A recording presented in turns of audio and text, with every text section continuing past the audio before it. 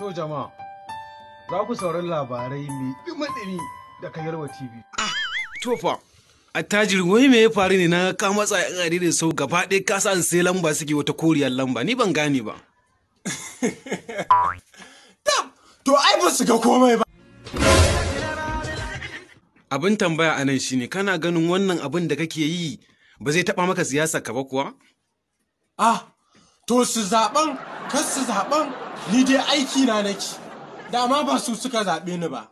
Honorable, wannan kuɗaɗen da ka sa 'yan sau ya yi yawa, kana ganin ba za ka jefa wasu cikin wani hali ba har su je su yi ɗauke-ɗauke ko sace-sace?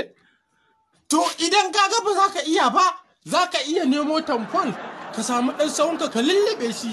Nan da 2023 sai ka dawo, ka buɗe mashin ɗinka sai ka ci gaba da aikinka. A'a Honorable, na raba ka, kaffa ka zo kai aikin da na sani. Kaffa ka manta ko akwai Abba Kabir Yusuf.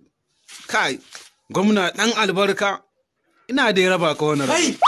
Kai ɗan jarida, ba na marin in ban wanka ma mari. Laitsi ne mun tashi ka ba, tashi. Ba na son tambayar, ba na so, kuma 'yan adaidaita sau yanzu na ba na addaba musu. Na takura musu, na shigo da zafi na ni sai na gyara Kano, sai na gyara harkar ɗan